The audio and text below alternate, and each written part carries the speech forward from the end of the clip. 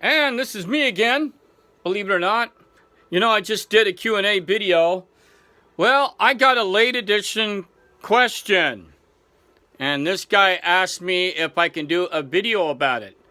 And this guy is called Glowwormmm, spelled with 4 M's at the end of it. Glowwormmm at yahoo.com. That's his email thing, and that's what his handle is.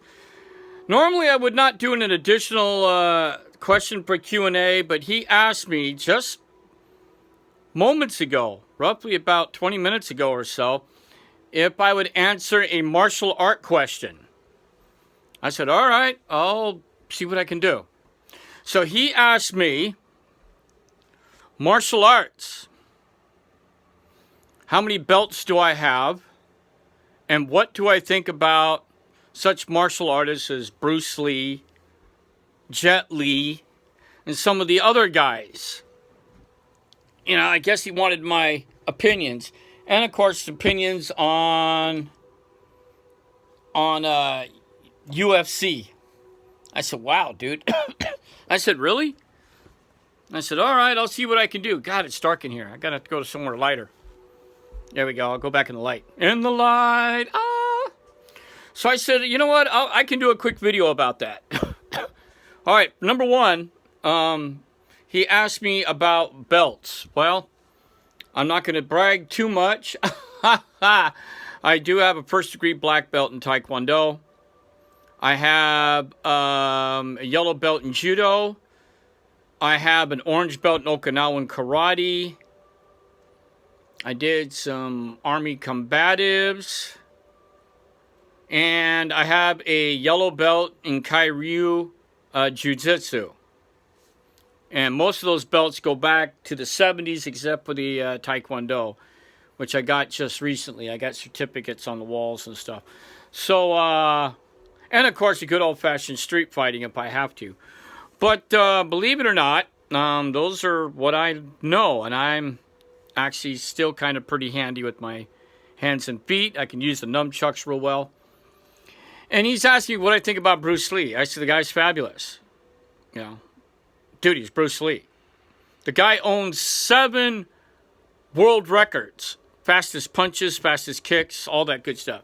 7 of them. So if you guys ever want to go on the Guinness Book of World Records, type in Bruce Lee, and he's got at least 7 world records. And you ought to read that stuff. It's fantastic. It's just wow. Jet Li, I've seen like a few of his movies. I was never impressed with him, even though he is a martial artist. Same thing with the guy who did Ip Man. Impressive martial artist. Great background. You know, great martial artist. I mean, I'll never ever be at that caliber.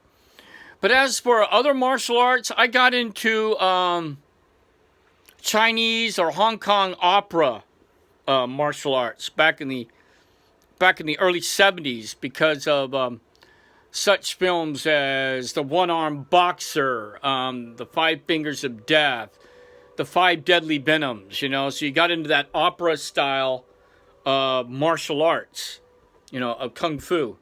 So I got into that really heavy for years, and I was trained in Kung Fu by my former stepfather's son, who was a martial artist, and he got all of his training while he lived in Hong Kong in the 50s. So as for other martial artists, well, I mean, I like opera martial artists, like David Chiang Hua from The One-Armed Swordsman and Have Sword Will Travel. And he's very good, very, very good, especially with swords, very good. Even though it's opera, oh, fantastic, fast, beautiful style. And, of course, Jimmy Wang Wu. I'm a big fan of Jimmy Wang Wu. He knows his martial arts. He knows some Wing Chun.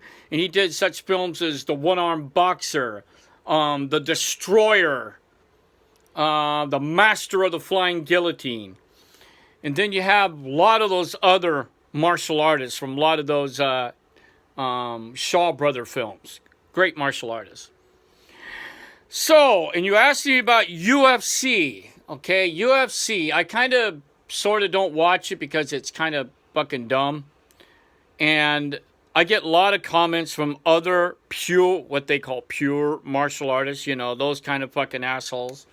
I got guys telling me, these jiu-jitsu guys are saying, well, jiu-jitsu is the greatest martial art. It does this and that, and everything else is stupid. And the oldest joke ever, if jiu-jitsu was easy, it'd be called taekwondo. I said, wow. Now, you have to remember, if you look at UFC and people talk shit about karate and taekwondo, Brazilian jiu-jitsu and Kai Rio jiu-jitsu does not teach kicks and does not show you how to throw punches. You get all that from taekwondo. You get all that from karate, kempo, and some of the other martial arts. So when these big mouth jiu-jitsus shoot off their big goddamn mouths about taekwondo, that stuff's gay. Why are you throwing kicks inside a fucking square or an octagon, fool? You can't say, oh, that's Muay Thai. Doesn't look like Muay Thai to me. I've seen enough matches to know taekwondo techniques when I fucking see it. So as for UFC, you're restricted to the type of fighting. You want to take that jiu-jitsu horse shit and go out in the street, you're going to find guys gouging their thumbs in your eyes, kicking you in the balls, busting you in the throat. You can't do that stuff in the octagon, dudes. Limited fighting. You can only do so much. And you got two idiots beating the living fuck out of each other. It's almost the same thing as boxing. So when I think about UFC, big deal. So what? It's whatever.